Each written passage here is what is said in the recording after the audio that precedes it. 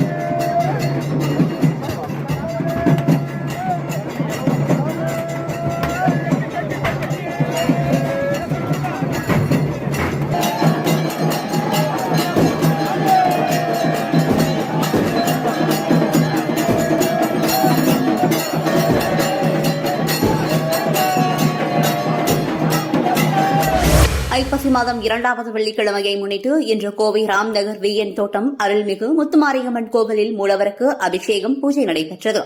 மஞ்சள் பட்டு வஸ்திரத்தில் சிறப்பு புஷ்ப அலங்காரத்தில் காட்சி தந்த அம்பாளை ஏராளமான பக்தர்கள் தரிசனம் செய்தனர். நிறைவாக பக்தர்களுக்கு பிரசாதம் வழங்கப்பட்டது.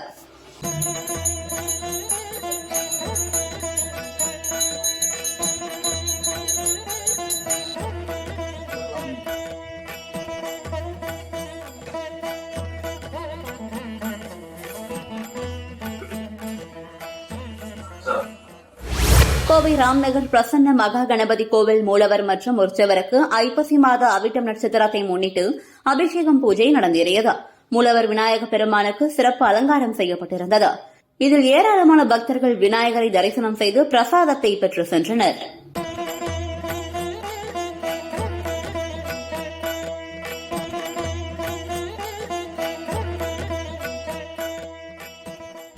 தேனி மாவட்டம் பெரியகுளம் ஆத்தங்கரையில் அமைந்துள்ள நாமத்வார் பிரார்த்தனை மையத்தில் நேற்று கோபாஷ்டமி திருவிழாவை முன்னிட்டு கோவிந்த பட்டாபிஷேகம் நடைபெற்றது. ராதே கிருஷ்ணருக்கு பால், தயிர், பன்னீர், சந்தனம், குங்குமம், இளநீர், மஞ்சள், தேன் உள்ளிட்ட பல்வேறு பொருட்களால் அபிஷேகமும், துளசி, ரோஜா உள்ளிட்ட பல்வேறு பூக்களால் சிறப்பு அர்ச்சனையும் செய்யப்பட்டன. தொடர்ந்து நைவேத்தியமும் மகா தீபாராதனையும் காட்டப்பட்டது. கூடியிருந்த பக்தர்கள் ஹரே கிருஷ்ணா, ஹரே கிருஷ்ணா, ஹரே ராமா, ஹரே ராமா என கோஷங்களை எழுப்பி பகவானை தரிசனம் செய்தனர்.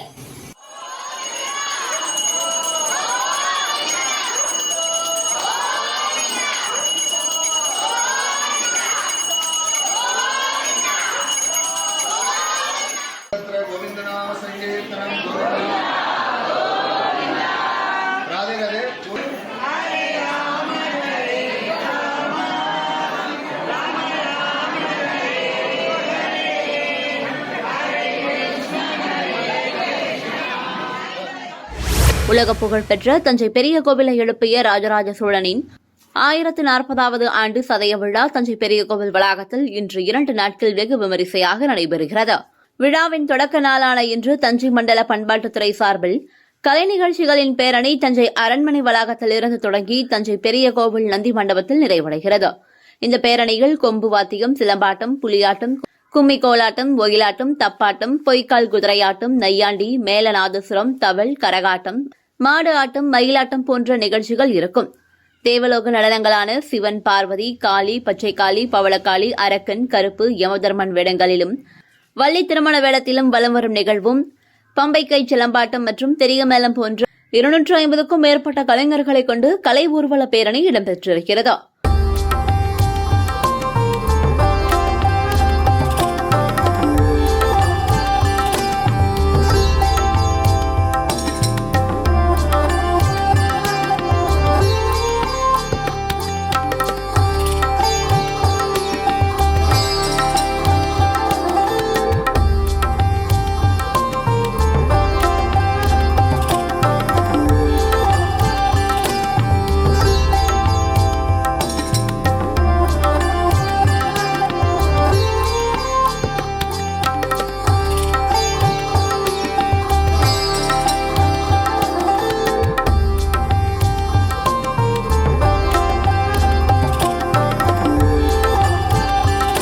நானூறு பரதநாட்டிய கலைஞர்கள் பங்கேற்று பரதநாட்டியம் ஆடி புஷ்பாஞ்சலி செலுத்தினர்.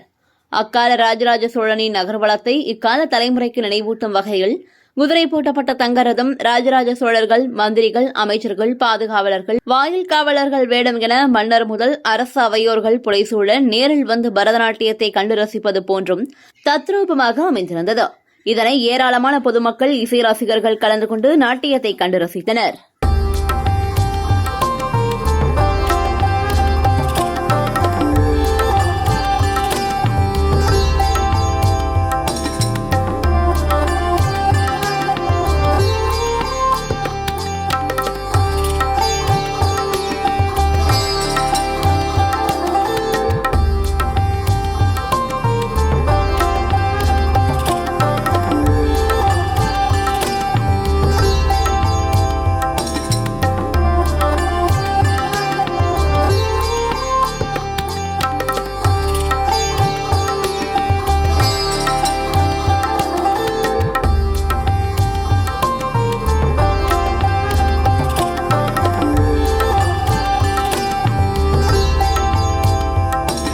நூற்றி வைணவ ஸ்தலங்களில் முதன்மையானதாகவும் பூலோக வைகுண்டம் என்று போற்றப்படும் ஸ்ரீரங்கம் ரங்கநாதன் ஆலயத்தில் ஆண்டுதோறும் வைகுண்ட ஏகாதசி விழா வெகு விமரிசையாக நடைபெறுவது வழக்கம். அதேபோல் இந்த ஆண்டிற்கான வைகுண்ட ஏகாதசி பெருவிழா டிசம்பர் 19ஆம் தேதி தொடங்குகிறது.